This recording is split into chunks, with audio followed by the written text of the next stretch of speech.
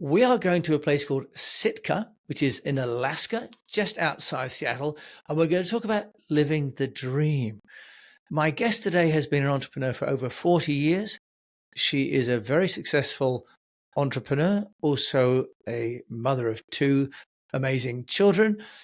And she has also managed to rebuild and reinvent herself after she's exited a business where she chartered over 30,000 seats from Alaska to Hawaii every year. Who knew so many people went from Hawaii to Alaska every year? Ral West is going to explain all of this and more, including how you can run the business of your dreams and live your life at the same time. Ral West joining me from Sitka. Welcome to the show. Thank you, Jim. It's a pleasure to be here. Well, it's a pleasure to hear your story. And it's an amazing story that you've got, Ral. So why don't you tell us a little bit about that business that you built in Alaska that you then sold to Alaska Airlines? Let's start there, and then we can move forward onto the businesses that you've built after that and some of the lessons that we can learn as entrepreneurs about building businesses that we love and living the life that we love at the same time. Sounds great. Well, the business that we started in Anchorage, Alaska, back in 1982 was started just on a shoestring. And we started with just representing owners of condos in Hawaii. And then it's like, no, well, we still have to get the people to Hawaii and from Alaska. And then we needed to add the rental cars and accommodations and all of this. So it became this big company. We grew it from, as like I said, just from nothing to a company that did over 8 digits a year in annual revenue. And we did that by we had to bite the bullet and take a huge risk and chartered entire wide body jets where we paid for the whole plane, all 200, 300, whatever seats there were on the plane. And we paid the same amount whether we sold one seat or all of them. So it was a huge risk. And at times we totally bet the farm on this venture. And luckily it paid off. Now we certainly had our times of crisis when like, oh my God, what are we doing? But you know what? It was something that we believed in. We believed that the people of Alaska needed to be able to get to the sun, sand, and surf of Hawaii. And it was almost like a public service, but we didn't want to be a nonprofit. So along the way, we learned that being the mom and pop running this business was not sustainable. We were exhausted. We were overwhelmed. I was, as you said, a mother of two, and I had volunteer activities and whatnot. And, you just can't do that. Sleep becomes a luxury. The relationship with the spouse, not so great. The relationship with my body, not so great. Never had time to exercise or eat right or anything. So I had to learn how to get out of that rut and how to not be owned by the business. So I started studying and I went back to college and I found a book, The E-Myth by Michael Gerber. And I started figuring out that there were things like systems that I could put into place and I could use leverage and I could learn how to delegate properly to the members of my team. I could build the team. I could purposely craft a company culture that embodied all of the values and the principles that we held dear. And we established data measurements, performance tracking. We tracked everything. We had reports, daily reports, weekly reports, monthly reports, so that we could guide the company and steer it. It's called data-based management. And customer service was integral to our success because if we didn't delight our customers, we wouldn't get the repeat business and those planes would not be filled. The population in Alaska is not that big, so you have to keep the same people going to Hawaii over and over and over again. So we developed what we called the valuable final product. And our VFP was a tan, happy passenger getting off the plane when they returned to Anchorage and ready to turn around and go back to Hawaii again with Hawaiian Vacations, which was the name of our company. So this was, the art of crafting a company that delivered positive experiences to people, that was something that we enjoyed and had a passion for. It was wonderful, a fabulous experience, and we learned so much. And looking back, I pulled 6 principles that were really the keys to our success. And as I mentioned, systems was one of them. If we didn't have the systems, and even to an automated reservation system, but before we spent the money on that, there were just systems and processes, and we would document everybody's job description, and this is how you take a reservation, and this is how we do this, report to the airline, and so on and so forth. Everything was documented. We had manuals coming out our eyeballs, and we made sure that we, again, were tracking the data. We made sure that we were using leverage however we could. Advertising, automated systems, all of that gives you leverage. Pulling in outside expertise. We leveraged ourselves by getting an outside board of directors to advise us. There were 3 very prominent business people in Alaska that we chose as our A team, and thankfully they all said yes. And we would meet with them 2 or 3 times a year and get their advice and their guidance and their counsel. And that was invaluable. That was fabulous leverage for us. And they were part of our team. So I mentioned before, building that team, crafting the culture, focusing on customer service. When we first started chartering the jets, I have to admit, we didn't have a great customer service reputation at that particular time. We'd been in business maybe, 10 years or so. And, there were people that were kind of, not that pleased.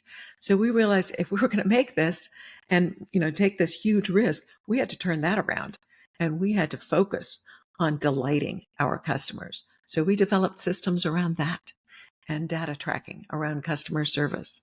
And so you put all of these 6 pieces together. I like to call it the 6-legged stool. And, or somebody said, yeah, it's actually like a bench. But anyway, if one of those legs is off or not working properly, you're going to be wobbly. And I believe that any business, doesn't matter whether you're in tourism or the later businesses that we pivoted to, like owning and leasing cruise ships, or now multifamily real estate, it's all the same. These 6 principles work in any business, in any industry.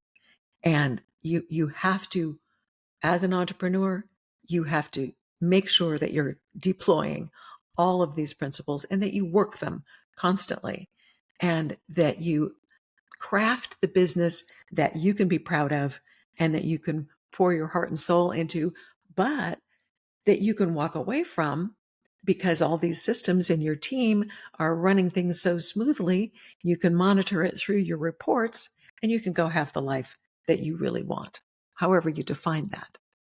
Well, Ral, just a couple of things just to define that. When you say we, you talk about you and your husband, I think. Is that right? Yes. Your partner. We Yes. probably should get a Yeah. name check in He, there somewhere. I don't want to yeah. lead to He any actually divorce started the proceedings. business, and I had my own business at the same time, but it didn't take long before we were working together in this business. I've worked with my wife, and she's out of earshot, so I can say that it was not the easiest of experiences. We were in China, and she's from Shanghai, and extremely intelligent and brilliant, a brilliant entrepreneur. And obviously, I was not as good as she was, but it represents some unique challenges. Can you just tell us a bit of guidance for anyone else that's either working with their partner or thinking about it, Ral? Guidance on being a business partner with your spouse. Well, How do you make that work? Yeah, a sense of humor is number one. So, and remembering that you can agree to disagree. So, but I think that really the key to it is that we each sort of carved out our niche in the business, if you will. This is my track, this is your track, and you stay out of my corral, I'll stay out of yours. Okay. And obviously there were times that we disagreed, but we would work it out, and hopefully not in front of our team. Well, okay, that's great. So, but I think that really, really key that you've agreed to have a separation of roles, right? Separate but Yeah. equal, and that you respect each other and the decisions that you take as business people when you're at work, and then obviously you come home and have your husband do the washing up and all the housework, just like it was Right. in my house. But Ral, I will ask you this question about leasing a large planes and then boats. We don't necessarily have to go into the mechanics necessarily, but what I am interested in is how you dealt with that risk, Mm. because you are taking a large risk, booking a 200, 300 seat plane or a Mhm. boat that's even bigger than that. How did you deal with the risk that came with you'd need to book in advance, presumably, Oh, yeah. and pay money down Yep. probably before you've Yep. got enough commitment from potential Yeah. customers? So I'd love to hear the mechanics and the psychology of tackling that level of risk. Yeah, that was huge. Having the right mindset is absolutely essential. Um, and obviously, I mentioned before that this business was a passion. I mean, we believed in it, and we believed there was a need for this service, so we could get behind the idea, heart and soul. That's probably number one. Number two is that we did our homework. We had spreadsheets galore with analyzing the business that we had been doing. We knew how many people we were sending to Hawaii, because before we started chartering the jets, we were buying seats on scheduled airlines. And so we didn't have to guarantee the whole plane. We could buy 100, 200 seats, and that was fine. So we had a bit of that experience before we bit the bullet and chartered the whole plane. And the reason we did was because the airlines pulled out of our market. They just stopped flying between Alaska and Hawaii. So for a year or two, our business was practically dead. We kept it on life support, and at times used our credit cards to take cash advances to make payroll. That was, really, really testing our mettle, if you will. And we had some real soul searching conversations about, should we just shut the doors? Because we don't have the air service. We don't owe anybody any money. We had started this from scratch. We could, close the doors and walk away. But that was where the dedication to our passion came in. And we said, no, we have to find a way to do this. And so my husband found a plane where there were some, what was called back hours. It was being used in another market, like from Alaska to Japan. And there were enough hours that it wasn't being used that we could do a round trip between Honolulu and Anchorage. And so we coordinated and negotiated the charter deal for that, but they wanted a letter of credit to guarantee, because we had to guarantee the whole charter because we chartered for several months. And we didn't have the money at that time because we'd already been kind of, using our credit cards to make payroll. So my family wasn't in a position to help us. And we turned to John's mom, and she was a school teacher and she had a retirement account. And she was willing to put up her retirement account as the collateral to secure the letter of credit. Well, if that isn't motivation to make sure that you succeed, I don't know what is. So my husband's a fantastic salesperson, and he, beat the streets and made sure that we sold every seat so that his mother's retirement account was not in jeopardy. And, we did it. You just bite the bullet and you go for it. And, if we didn't have confidence, if we hadn't run the numbers, if we didn't know that the market was there and that, people would pay for this service, then it wouldn't have been a good gamble. But we felt it was a calculated risk. And therefore we did it. And then we went on from there to take bigger and bigger risks. And there was one time he was signing, the charter contract. And it was a multi-million-dollar contract, and they wanted us to guarantee it. And he says, "Oh my God, we don't have this much money." And I said, "Well, don't worry about it. They can't take it from us if we don't have it." So, And so presumably his mother's pension account was already maxed out, and oh, so she yeah, was. we'd gotten beyond that. We weren't going to borrow from her again. Um, so that worked out well. But, again, I'll repeat myself on the mindset. You have to have confidence and, make sure that you've done your homework, and then just be willing to go for it. And I think an entrepreneur who's not willing to take a risk is maybe not so much of an entrepreneur, because there is risk involved. So, yeah. Right.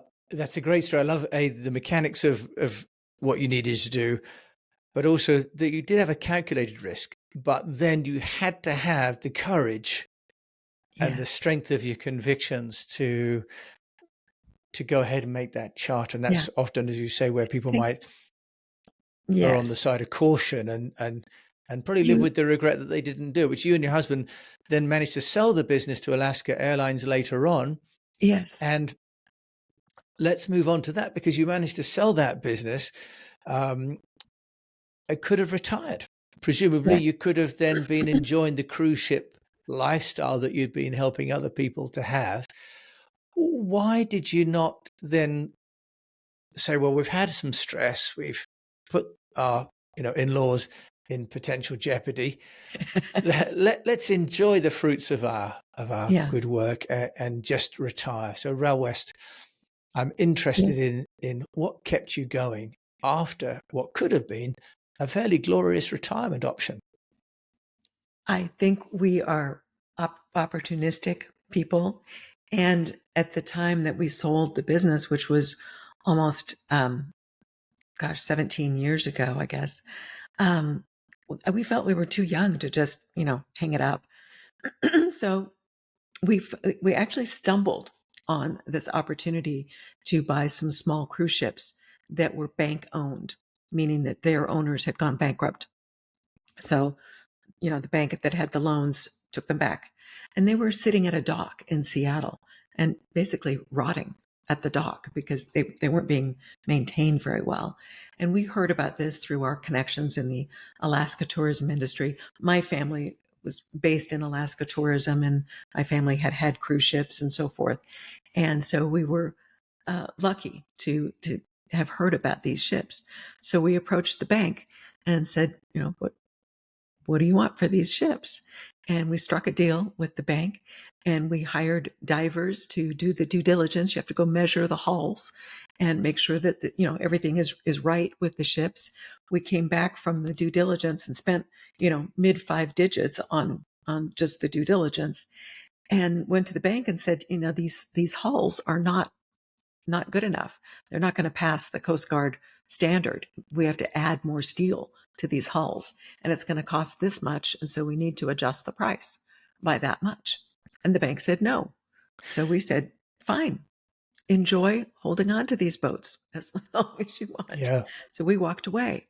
And that was before we, well, actually, yeah, no, so we walked away. Yes, it was before we closed the doors and sold the business to Alaska Airlines, because we were thinking, oh, we have this staff and we have the infrastructure, computerized reservation system and so forth.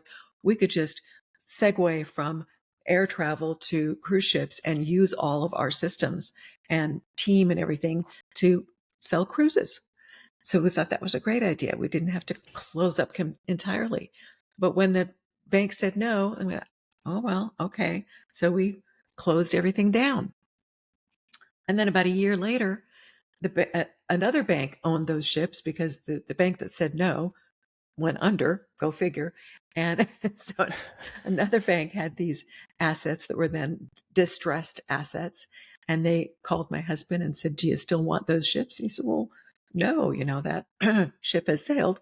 And they said, well, these are going out the door on Friday. We're going to, auction them off, and the highest bidder is going to walk away with them. So we're like, oh, geez, now what do we do?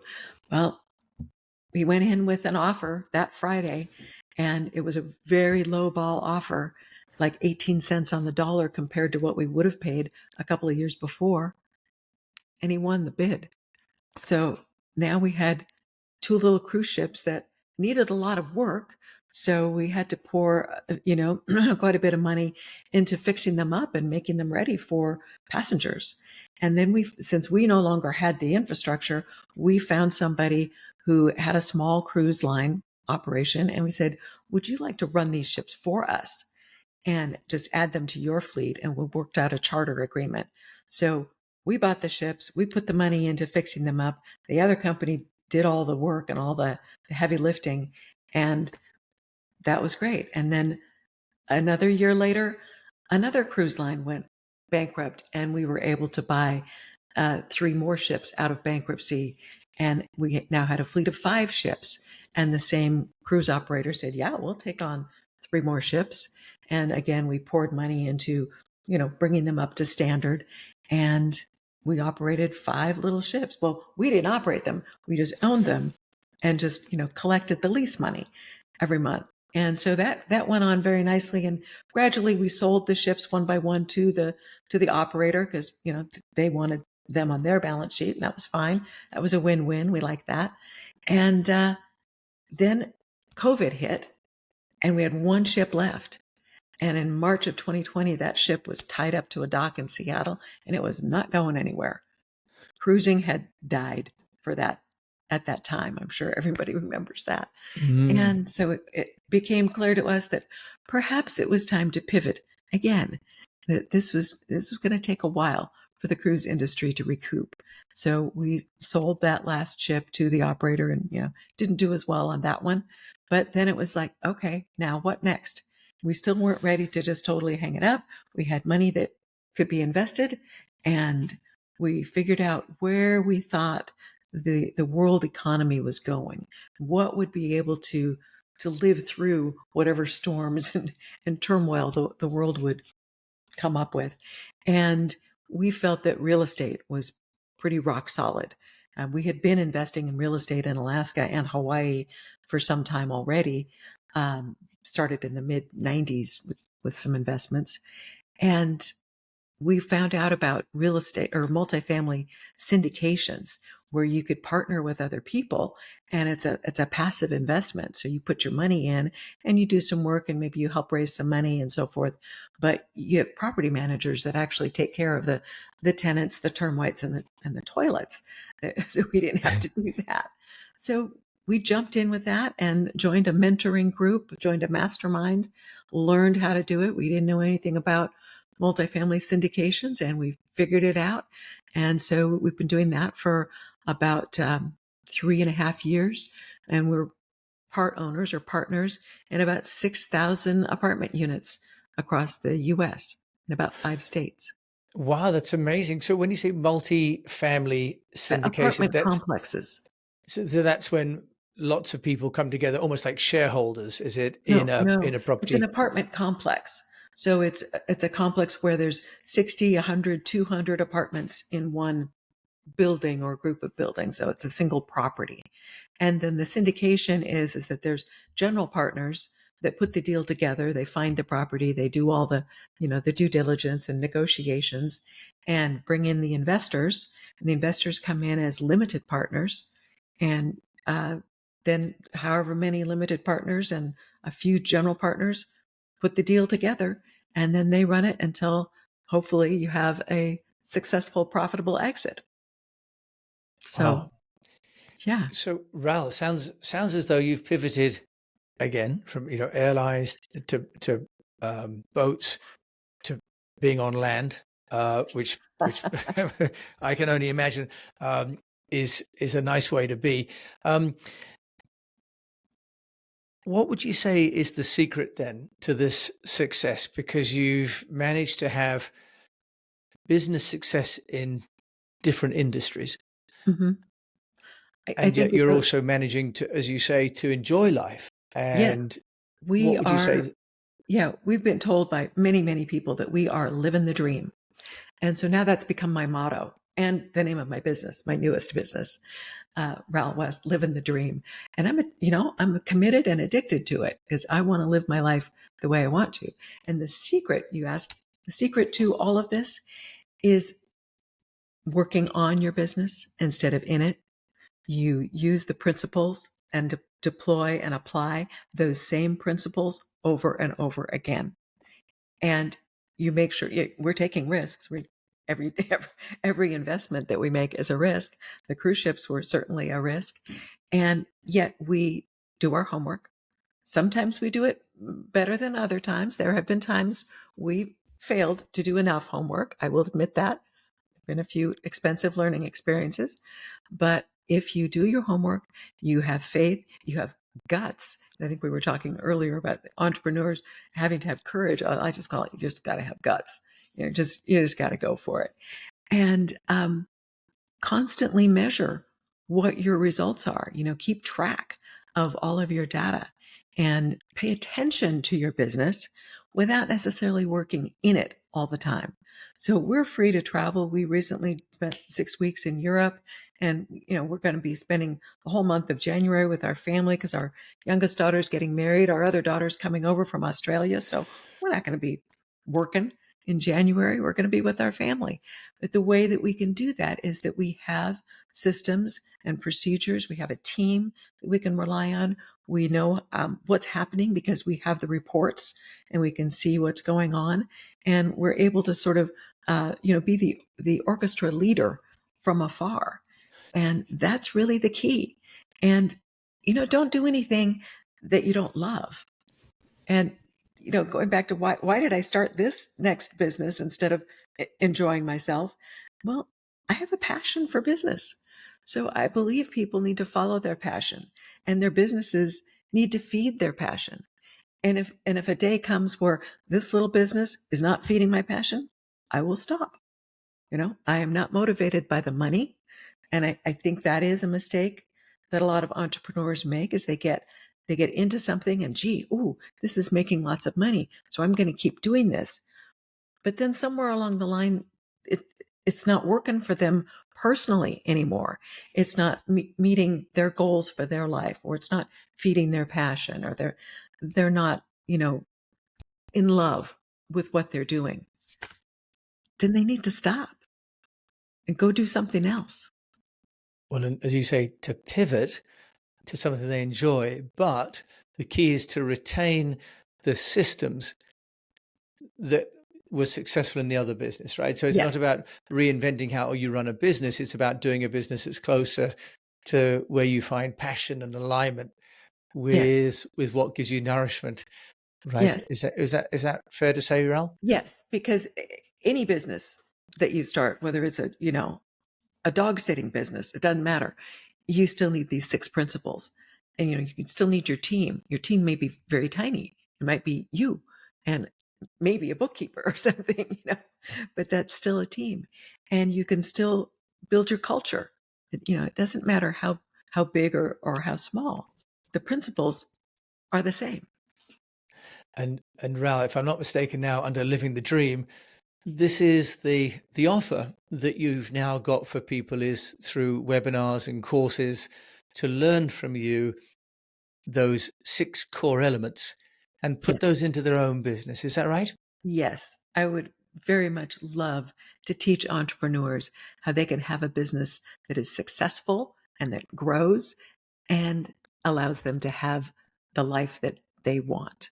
That is my passion. And I want to share that knowledge with as many people as will listen to me, because I feel like I've been around a while and I've learned a lot, and a lot of the learning has not been easy. And some of the learning has been through, hardships and mistakes. And I think I can save people a lot of time, because I spent years and years and years and thousands of dollars on this education. So Yeah. I can share that for pennies on the dollar. Well, and you've got such rich experience across different industries, but also that you've managed to balance your work life and your family life, which is also really key as we get older. I mean, you and I are, you're not spring chickens anymore, right? So what's also amazing is that we can take the energy and the enthusiasm that we've got for entrepreneurship and share that with the next generation. And I think that's a really, really amazing and wonderful mission that you're Yeah. now on. That's why I wanted to have you on the show to share that.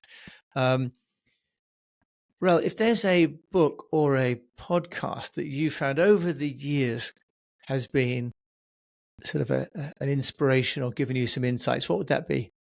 Well, the the key book for any entrepreneur must read is The E-Myth by Michael Gerber.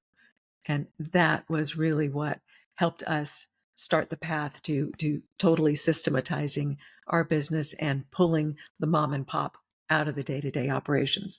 We would not have been able to sell our business to Alaska Airlines or to anyone else if we had not become the owners instead of the operators. And the E-Myth teaches you how to do that, how to manage the business instead of being the business. So Great. That's the even Michael Gerber. Yeah, and he identifies, doesn't he, three kinds of entrepreneurs: the self-employed practitioner, the professional manager, and the person that works on the business, as you say, is like a conductor rather than actually being in the orchestra pit themselves. So that's a brilliant book. And I've also been a student of Robert Kiyosaki's for decades, and in fact studied with him in person in Anchorage in the late 80s. So definitely pick up some of Robert Kiyosaki's Rich Dad, Poor Dad and Cash Flow Quadrant and so forth. And he's in Hawaii, isn't he, actually? Well, he's from Hawaii. I think he lives in Arizona, but yeah, he was born in Hawaii, I think. Yeah. Okay. So two really thought leaders that we can all go back to. Ral, but you're a thought leader and someone that people would love to get in touch with. How can they do that? Well, I would love for them to visit my website, which is www.ralwest.com. And on the website, you can find the offer for my free webinar. And of course, you can also sign up for information on my course, which teaches the entrepreneurs how to do what I've just said, all the 6 principles and how to build your business and live the dream. Well, I'm going to go there and check that out. I wouldn't mind building my business and living the dream, Ral. It sounds like you're well ahead of me on that. So thank you so much for coming on the show. And of course, we'll introduce your show and webinar links to my show notes. Ral, thank you for joining me from Sitka all the way over in Alaska, just outside Seattle. Sounds a beautiful part of the world. Thank you. It is. Thank you so much, Jim. It's been fun. Well, we've had a lot of fun, and what an amazing life that Ral has led. And so we're blessed that she's really coming and sharing that wisdom and is on a mission to share that with her webinar and her courses. So I encourage you to go and check those out. And if you've enjoyed this, do please leave a review. It helps people like Ral know that you've listened to her, and also helps me to know what kind of guests you'd like to hear. And until we meet again, I just encourage you to keep on communicating.